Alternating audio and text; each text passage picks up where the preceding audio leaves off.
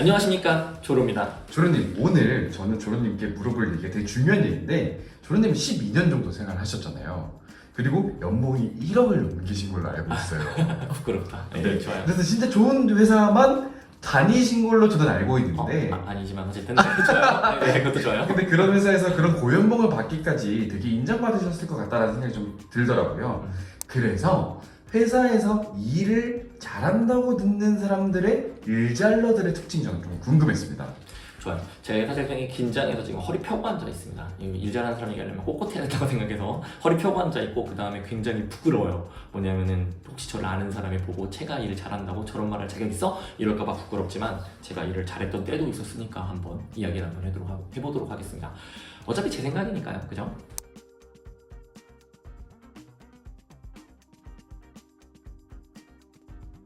일단 첫 번째 저는 일잘러들의 특징 말씀드리고 싶은 거는, 의사결정권자의 의중을 잘하는 사람 이꼬르 보고서 잘 쓰는 사람, 이걸 좀 말씀드리고 싶어요. 사실 여러분들 제 의사결정권자는 누구예요? 팀장님이시죠? 사실 팀장님의 더 큰 의사결정권자가 있죠. 임원 혹은 C레벨들, CEO, CFO 같은 C레벨들한테 우리들이 쓰는 보고서는 결국은요, 전부 다 팀장을 통해서 임원에 가는 거고, 내가 팀장이면 바로 임원한테 보고하는 거다, 이런 생각을 하셔야 되고, 그 다음에 제가 만든 보고서가 내 평가도 내 평가지만 팀장 평가까지 좌지우지한다, 그렇게 생각을 하시면서 보고서를 쓰셔야 됩니다. 팀장이 잘 돼야 나도 잘 되잖아요. 그래가지고 잘 써야 되는데, 일단은 대충 쓰면 안 돼요.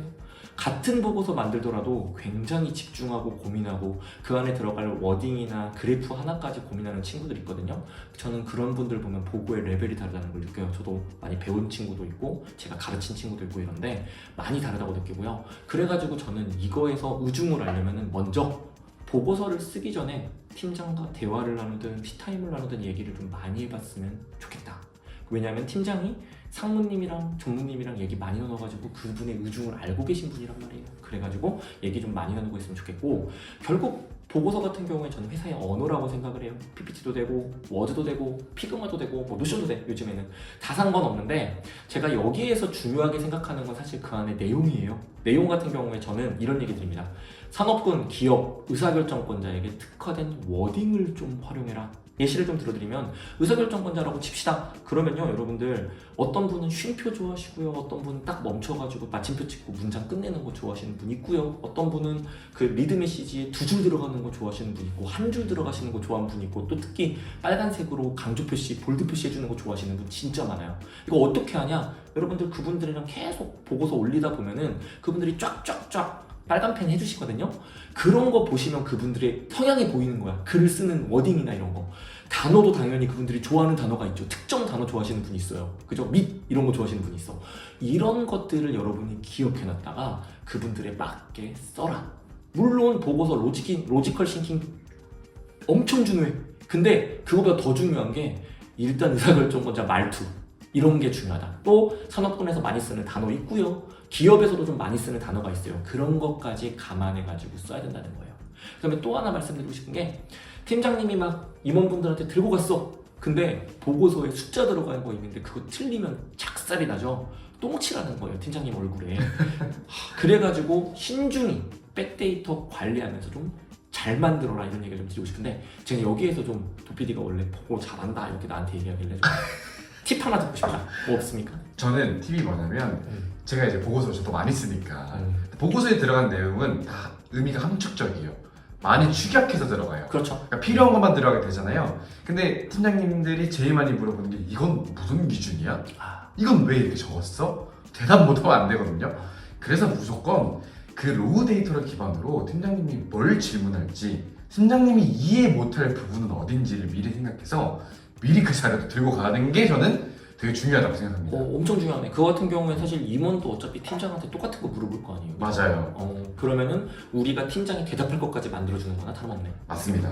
결국에는 제가 이제 막 여러 리더분들을 만나면서 가장 느꼈던 것 중에 하나가, 그 리더분들이 저한테 질문하는 이유는 내가 또 위에 사람들한테 보고해야 되기 때문에 내가 이거 대답 못하면 안 되니까. 완벽히 알고 있어야 되니까. 그래서 야, 그러면 이거 각주 좀 추가해줘. 맞아. 야, 이거는 안에 포함 좀 시켜줘. 이런 식으로 피드백을 주는 경우가 되게 많고, 그게 되게 인정받는 경우였던 것 같습니다. 좋네요.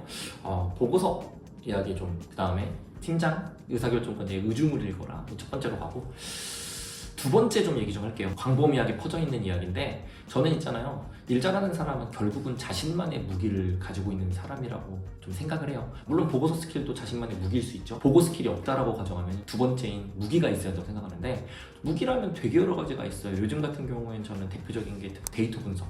그죠? 엑셀 피벗 분석에서 뭐 쿼리도 잘 돌리고 SQL도 활용 잘하고 뭐 이런 거 좋죠. 그 다음에 엑셀을 진짜 빠르게 돌려서 시각화 잘한다든지 이런 식의 데이터 분석과 데이터 가시화 능력 같은 경우에 저는 또 뭐 무기라고 생각을 하고 또 하나의 무기 재무제표.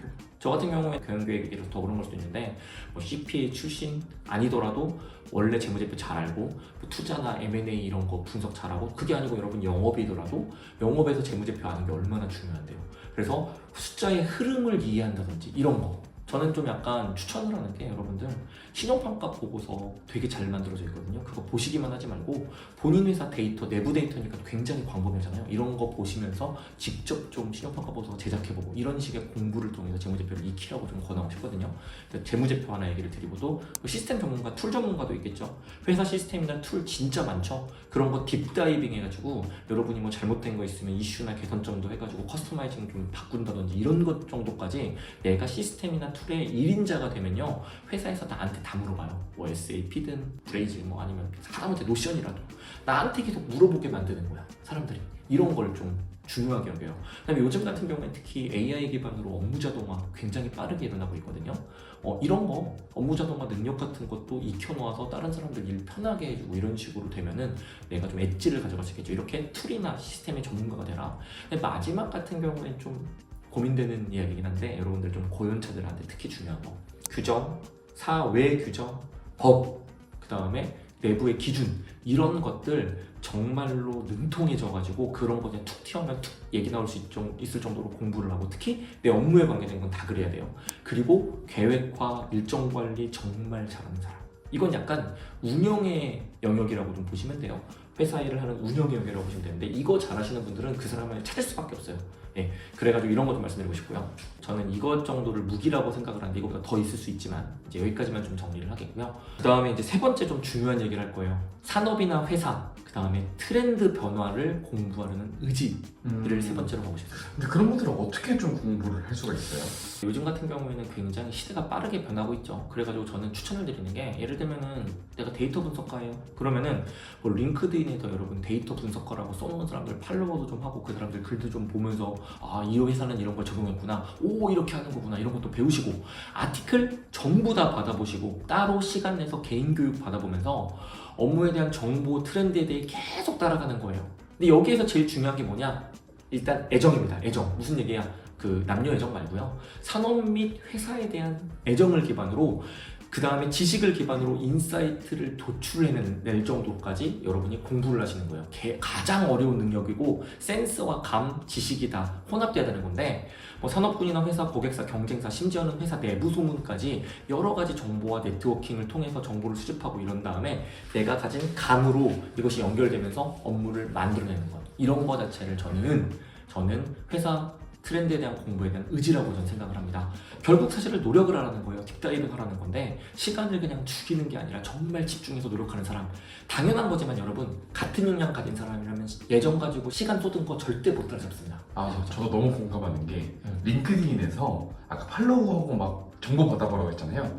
그래서 타사 사례 갖고 와서 이거 한번 적용해 볼까요? 이거 말하면 진짜 좋아하시더라고요. 그럼 그렇게까지 막 똘똘하게 하는 친구 있으면 막 꼭 쓰다듬어주고 싶죠. 진짜 짱짱한데 멋있는데. 마지막 하나 얘기할까요? 이거는 이제 저는 좀 세속적이지만 정치력 얘기하고 싶습니다. 여러분 앞에 있는 거 실력 길러졌다. 근데 정치력까지 있다. 성공 가도가 뚫려요. 여기서 정치력이란 일단은 제가 한 가지 말씀드리면은 자기 PR과 상사 PR 동시에 잘하는 사람을 좀 말씀드리고 싶어요. 퍼포먼스를 창출하면서 적절히 상사의 도움까지 구하면서 상사를 빛내고 상사 기분 좋게 만드는 사람. 결론적으로 일 잘한다는 건 결국은 내 상사가 기분이 좋아야 되거든요. 그 부분을 좀 강조하고 싶어서 도와주십시오 형님 이런 얘기 좀 많이 하면서 상사에게 도움을 구하는 사람이 되라. 너무 나쁜 관계 가져가지 않는 게 좀 중요하겠죠. 정치력을 가져가려면. 이 얘기를 좀 드리고 싶어요. 두 번째는 저는 이거 잘 못한 건데 뒷담화 하지 마라. 어렵죠. 사실 우리는 회사 생활하면서 두 마리 토끼 다 잡아야 돼요. 동료도 잡아야 되고 상사도 잡아야 됩니다. 근데 동료들이 뒷담화할 때 안 끼면 왠지 동료랑 멀어질 것 같잖아요. 사실 그거 관리할 수 있어요. 내가 입 꾹 닫고 나쁜 상사더라도 뒷담화하는 거 그냥 가만히 듣고 고개 끄덕끄덕거리고 그렇구나 이러고 그냥 넘어가고 말은 내가 하지 않으면 돼요. 왜냐면요 말은요 어디서든 새어나가요. 일조하시면 안 돼요. 한마디 첨언했다가 다 귀에 들어가게 돼 있거든요. 그죠? 참고로 저는 뒷담화 좀 했거든요. 죄송합니다. 제 팀장님들 어쨌든 많이 한 건 아니에요. 네. 그래서 오늘은 이제 조로님께서 회사에서 일을 잘한다고 생각하는 사람들의 특징을 조금 듣게 됐는데 이걸 들으니까 저도 조금 많은 생각을 하게 되는 것 같아요. 그래서 요거 참고해서 신입이든 경력분들이든 조금 지금 회사, 앞으로 갈 회사에서 좋은 적응을 보여주셨으면 좋겠습니다. 감사합니다.